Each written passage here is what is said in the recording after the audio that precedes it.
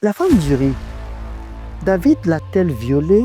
David l'a-t-elle forcée? Ou a-t-elle vu en fait un privilège enfin d'être sur la couche du roi? Madame, vous êtes mariée. Vous avez le cadre de droit pour l'usage du sexe.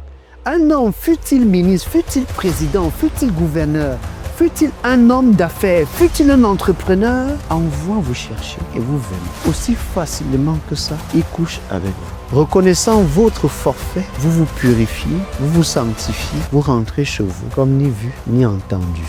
Mais Dieu avait tout vu. Le fin stratège David commence à perdre la raison à cause d'un seul acte sexuel. Une seule relation sexuelle, mais combien de morts et de dégâts vont s'en suivre? Le sexe, une arme, un instrument de destruction massif.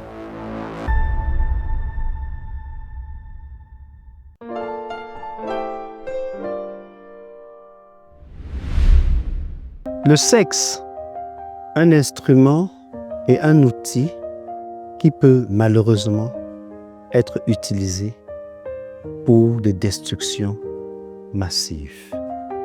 Dans 2 Samuel chapitre 11, l'année suivante, au temps où les rois se mettaient en campagne, David envoya Joab avec ses serviteurs et tout Israël pour détruire les fils d'Ammon et pour assiéger Rabba. Mais David resta à Jérusalem. Voilà le contexte. C'est un contexte de guerre et de destruction massif. Ici, c'est une guerre pour entrer dans son héritage, une guerre de territoire, une guerre de possession. Et nous découvrons que tout Israël va partir pour détruire les fils d'Ammon. Et David, lui, va rester à Jérusalem. Bienvenue, nous sommes sur Mon quotidien avec Christ. Nous traitons la thématique le chrétien et le sexe. Nous avons abordé déjà quelques points avec vous. Nous avons fixé le cadre, nous avons défini les usages. Et nous voulons aborder avec vous une réalité que nous avons évoquée. Le sexe, malheureusement, dans certains cas, s'avère être et se retrouve être des instruments de destruction massifs. Un soir, David se leva de sa couche et comme il se promenait sur le toit de la maison royale, il aperçut de là une femme qui se baignait et qui était très belle de figure. David fit demander qui était cette femme et on lui dit, n'est-ce pas Bathsheba, fille d'Eliam, femme d'Uri, le Héthien. Et David envoya des gens pour la chercher. Rappelez-vous, nous avons dit, dans la volonté parfaite de Dieu, Dieu n'a pas prévu qu'un homme, à un instant donné T, ait à la fois dans son cœur 2 femmes. Il ne s'agit pas juste d'avoir 2 femmes physiques, c'est 2 femmes même déjà dans ton cœur. Étant marié, tu ne peux être marié qu'à une et une femme, que ce soit dans ton cœur, que ce soit de manière physique et de manière visuelle. On nous dit que c'est la femme d'Uri, c'est la femme d'une autre personne. Pourquoi David envoie chercher la femme d'une autre personne? La fille d'Eliam, on donne le nom, et la femme de Uri le Héthien. Mais David, utilisant ses prérogatives de roi, va se retrouver en train de poser des actes déréglés en pleine saison de guerre. Et David envoya les gens la chercher. Elle vint vers lui et il le coucha avec elle. Parfois, je me suis demandé, la femme d'Uri, David l'a-t-elle violée?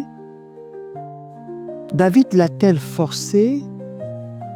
Ou a-t-elle vu en fait un privilège enfin d'être sur la couche du roi, dans les appartements privés, dans l'environnement du roi? et de jouir le privilège de pouvoir se pavaner dans le village, au quartier, dire « J'ai vu l'appareil singulier du roi ». Et je me suis parfois demandé, la femme d'Uri, son mari est-elle-t-il déjà mort dans son cœur? Pour que lorsqu'on relate l'affaire, on dirait qu'elle était pleinement consentante dans cet acte, dans cette relation sexuelle. Elle vint vers lui et il coucha avec elle aussi simplement et facilement qu'on semble le lire. Après s'être purifiée de sa souillure, dont elle s'est purifiée de sa souillure, elle n'avait pas bien fait et elle le savait. Elle savait qu'elle n'avait pas bien fait. Et elle s'est donc purifiée de sa souillure. Elle est rentrée chez elle. Elle retourna dans sa maison. Cette femme devint enceinte et elle fit dire à David, « Je suis enceinte ». Et cette attitude me trouble, très honnêtement. Elle me perturbe même à la limite. Madame, vous êtes mariée. Vous avez le cadre de droit pour l'usage du sexe. Un homme, fût-il ministre, fût-il président, fût-il gouverneur, fût-il un homme d'affaires, fût-il un entrepreneur, envoie vous chercher. Et vous venez. Aussi facilement que ça, il couche avec vous. Reconnaissant votre forfait, vous vous purifiez, vous vous sanctifiez, vous rentrez chez vous, comme ni vu, ni entendu. Rien à cirer, passé, il n'y a rien à voir. Mais Dieu avait tout vu. Et voilà qu'un enfant va être dans le sein de cette femme. Et elle envoie la nouvelle au géniteur officiel et non le géniteur qui devait être l'unique pour l'informer « Je suis enceinte ».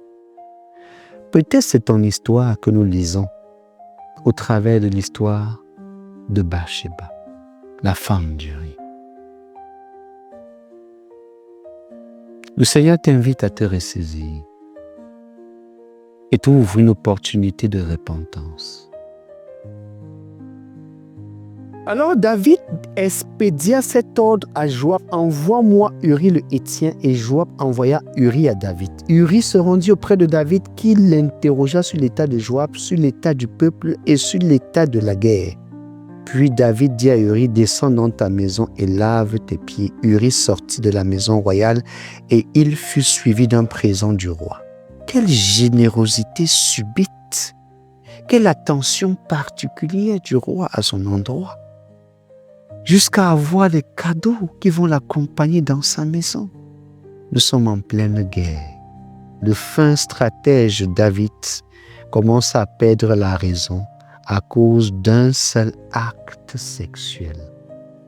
Une seule relation sexuelle, mais combien de morts et de dégâts vont s'en suivre?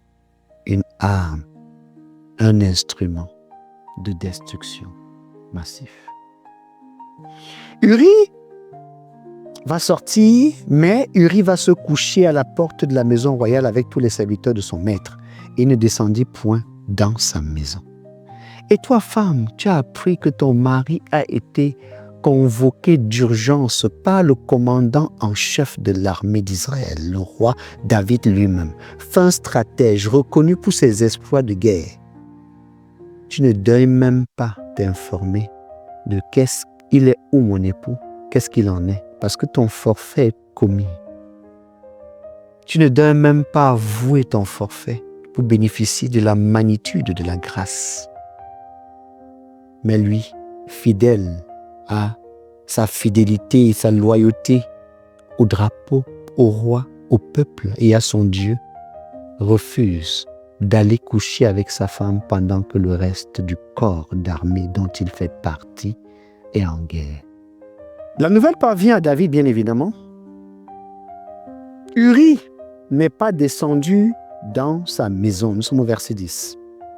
Et David dit à Uri, « N'arrives-tu pas de voyage? Pourquoi n'es-tu pas descendu dans ta maison? » Nous faisons une parenthèse. David savait que si tu veux aller en voyage, utilise le temps de jouissance suffisant avec ton épouse pour faire tes réserves. Quand tu rentres de voyage, si les conditions le permettent, prends le soin de réjouir le cœur de ton épouse et que ton épouse réjouit ton cœur. Le sexe comme un cadre de décompression, rappelez-vous, mais comme un cadre aussi de réalignement et d'harmonie, d'ajustement. Parenthèse fermée. C'est le propos de David, c'est le conseil de David, la recommandation qui est une recommandation de bon sens dans le cadre de l'usage du sexe et dans l'usage de droit. Uri répondit à David, lâche et Israël et Juda, Joab et les serviteurs de mon Seigneur, campent en rase campagne et moi, j'entrerai dans ma maison pour manger et boire et pour coucher avec ma femme. Aussi vrai que tu es vivant et que ton âme est vivante, je ne ferai point cela. David dit à Uri, reste ici encore aujourd'hui et demain je te renverrai. Et Uri resta à Jérusalem. Ce jour-là et le lendemain, David l'invita à manger et à boire en sa présence et il l'enivra. Un seul acte sexuel de David. Regardez la déchéance du grand stratège et du grand roi. Regardez de la déchéance de l'homme selon le cœur de Dieu.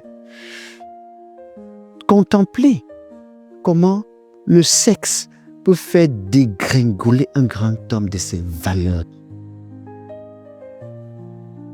Quelle tragédie. Il enivre Uri, un vaillant soldat qui doit être lucide pour la guerre. David avait son plan secret dans le cœur. Il espérait ainsi qu'ayant perdu le contrôle parce que sous l'emprise de l'alcool, Uri se comporterait comme tout homme sous l'emprise de l'alcool, se livrerait à la sexualité avec beaucoup de facilité. La Bible nous dit ceci. Uri sortit pour se mettre sur sa couche avec les serviteurs de son maître, mais il ne descendit point dans sa maison. Le lendemain matin, David écrivit une lettre à Joab et l'envoya par la main d'Uri. Il écrivit dans cette lettre, placez Uri au plus fort du combat et retirez-vous de lui, afin qu'il soit frappé et qu'il meure. Un seul acte sexuel et nous voulons déjà tuer un vaillant soldat. Un seul acte. Nous planifions sa mort, nous planifions son assassinat à cause d'un seul acte sexuel. Quelle histoire, quelle tragédie, quel usage du sexe comme un instrument de destruction massive, dégradation de la morale, perte de ses valeurs cardinales, de son piédestal. Un seul acte commence à ruiner un grand homme.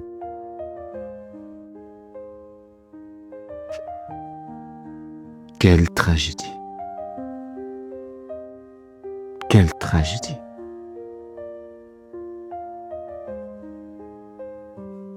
Joab, en assiégeant la ville, nous sommes au verset 16 de 2 Samuel chapitre 11, Joab, en assiégeant la ville, plaça Uri à l'endroit qu'il savait défendu par de vaillants soldats. Les bâtis, les vaillants soldats, on ne les mettait pas là. Si on veut gagner, si on veut bâtir. Mais Joab est obligé, ne comprend pas la stratégie du roi, mais se dit, il y a quelque chose que le roi a demandé. Honneur et fidélité et loyauté, nous devons nous y soumettre. Uri est donc placé à l'endroit qu'il savait, que Joab savait, défendu par de vaillants soldats. Les hommes de la ville firent une sortie et se battirent contre Joab. Plusieurs tombèrent. Était-ce des centaines? Était-ce des milliers qui sont morts à cause d'un seul acte sexuel. Plusieurs qui n'avaient rien fait, qui ne voulaient que gagner la guerre, mais à cause d'un acte, la stratégie de guerre a été modifiée pour tuer un homme et par cela, et au travers de lui, des malheureux, plusieurs autres vont succomber. Plusieurs tombaient parmi le peuple, parmi les serviteurs de David.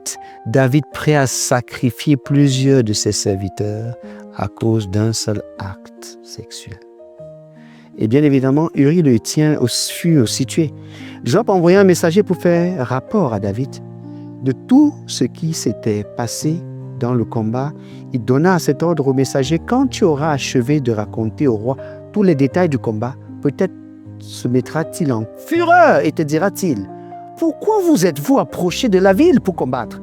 Ne savez-vous pas qu'on lance les traits du haut de la muraille? Qui a tué Abimelech, fils de Jérublésect? N'est-ce pas une femme qui lança sur lui du haut de la muraille un morceau de meule de moulin? Et n'en est-il pas mort à Thébet? Pourquoi vous êtes-vous approchés de la muraille? Alors tu diras: ton serviteur Uri le Héthien est mort aussi. Oh là là, quelle complicité d'assassinat! Tout cela basé et à cause d'un seul acte sexuel. Voyez-vous, quand nous utilisons le terme, le sexe, comme un instrument, une arme de destruction massive. Le messager partit, il a fait le rapport, et ça, son arrivée, il fit le rapport à David de tout ce que Joab lui avait ordonné. Le messager dit à David: ces gens ont eu sur nous l'avantage. Ils avaient fait une sortie contre nous dans les champs et nous les avons repoussés jusqu'à l'entrée de la porte. Les archers ont tiré du haut de la muraille sur tes serviteurs et plusieurs des serviteurs du roi ont été tués et ton serviteur Uri, le Héthien, est mort aussi. David dit au messager: voici ce que tu diras à Joab, ne sois point peiné de cette affaire, car l'épée dévore tantôt l'un, tantôt l'autre. Atterre vigoureusement la ville et renverse-la, et toi, encourage-le. La femme d'Uri apprit que son mari était mort et elle pleura son mari. Quand le deuil fut passé, David l'envoya chercher et la recueillit dans sa maison. Et je me suis demandé encore, cette femme d'Uri, avait-elle déjà livré son époux à la mort? Était-ce comme certaines de ces femmes qui sont là, encore mariées, mais le mari est depuis mort dans leur cœur, il n'y a plus de vie? Comment aussi facilement, tel qu'on lit l'histoire, elle a fait son deuil, David l'a repris, l'a mis à la maison et David l'a recueillie et elle devint sa femme et lui enfanta un fils. Ce que David avait fait déplut à l'Éternel. Tout usage désabusé du sexe déplaît à l'Éternel. Le sexe comme un instrument de destruction massif. Se serions-nous même arrêtés là, que nous aurions pu peut-être nous se dire: ok, Uri est mort, des serviteurs de David lui-même sont morts, dont des soldats sont morts, l'effectif de l'armée a diminué, mettant ainsi en péril la stratégie de Joab, général d'armée. Si ce n'était que cela, peut-être encore, mais non. La destruction a commencé, a continué. Nous voyons par la suite, dans le chapitre 12, que l'histoire ne va pas s'arrêter là. Verset 15 et au verset 18, Nathan s'en alla dans sa maison, l'Éternel frappa l'enfant que la femme d'Uri avait enfanté à David. Un acte sexuel. Combien sont déjà morts? Uri est mort. L'enfant, pauvre de lui, innocent, est également mort. Des serviteurs, des soldats, les gens du peuple qui étaient en guerre pour défendre l'honneur, la fidélité, les couleurs de la nation sont morts. Plusieurs. Combien nous ne savons le dire? Est-ce 10? Est-ce 20? Est-ce 100? Est-ce 1000? Nous n'avons pas d'informations. Mais nous constatons simplement, tristement, qu'un seul acte sexuel, mais plusieurs sont morts. Un seul acte sexuel, un seul rapport sexuel et plusieurs sont morts. Du moment où on utilise le sexe hors du cadre prévu de manière déréglée, il est évident que la mort n'est pas loin du compte. Verset 18. Le 7e jour, l'enfant mourut. L'enfant est mort. Avait-il demandé à naître? Mais un usage déréglé du sexe, combien d'innocents as-tu déjà tué par l'avortement? À cause d'un usage déréglé du sexe, combien de personnes tout autour ont été des victimes collatérales? Combien de personnes as-tu contaminées avec ta maladie sexuellement transmissible et qui sont morts et peut-être t'ont laissé vivant? Combien de personnes as-tu infectées? Le sexe, une arme de destruction de ça. Nous ne saurons te laisser dans cet état. Nous voulons te présenter le Christ, l'agneau de Dieu, qui enlève le péché du monde. Nous voulons dire que si tu es un pécheur qui t'est livré au sexe, nous te recommandons et nous pouvons te l'offrir gratuitement et même de manière numérique. Nous le mettrons dans les commentaires pour que tu aies accès à ce magnifique support, Dieu, le sexe et toi, qui t'aidera ainsi à pouvoir faire face à ta vie sexuelle antérieure, ta vie sexuelle passée. Mais nous voulons prier avec toi. Il n'y a pas de désespoir tant qu'il y a la vie. Tant qu'il y a la vie, il y a de l'espoir. Alors j'aimerais t'inviter, toi qui peut-être t'es reconnu dans cette histoire du riz, toi qui peut-être as fait un usage déréglé de ton sexe, toi qui peut-être t'es laissé aller comme la femme du riz à cause de tes convoitises, à cause des pressions. Nous ne savons pas exactement ce qui s'est passé, mais qui s'est livré étant pourtant une femme mariée. Nous voulons t'appeler à la repentance. David, dans son forfait, après avoir réalisé qu'il avait péché, s'est repenti. Dieu l'a pardonné. Et une nouvelle page s'est ouverte, montrant ainsi la grâce immuable de Dieu qui pardonne aux pécheurs repentants, quel que soit son crime qu'il a commis. Quelle bonne nouvelle!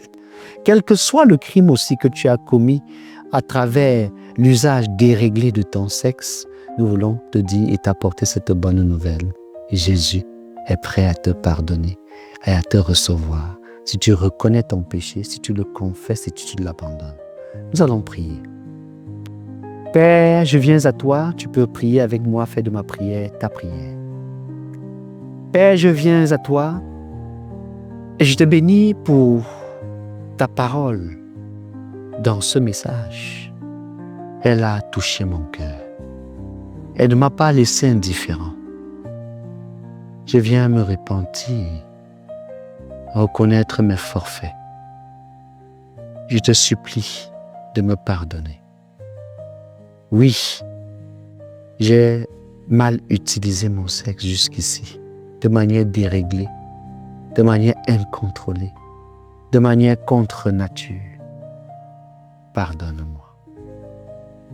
Je sais aujourd'hui que le corps, mon corps, est pour toi, Seigneur. Et je sais également que mon esprit est pour toi, Seigneur. À partir de cet instant, je m'engage pleinement à être à toi et pour toi et à revenir dans un cadre de droit concernant l'usage du sexe, cet instrument merveilleux dont tu m'as doté, cette capacité unique pour moi que tu m'as accordée. Jésus, je ne te connaissais pas encore. Maintenant, je te connais au travers de ta parole. Viens dans mon cœur et sauve-moi. Je te suivrai sur le chemin étroit, mais sur un chemin rassurant. Gloire, honneur et louange te reviennent. Amen. Amen. Amen une deuxième fois et Amen une troisième fois. Nous te savons béni. Et tu comprends pourquoi nous voulons absolument ramener et restaurer la parole au centre de ta vie, avec son instrument puissant qu'est la croix. Reste connecté à nous, nous restons connectés à toi. À très bientôt.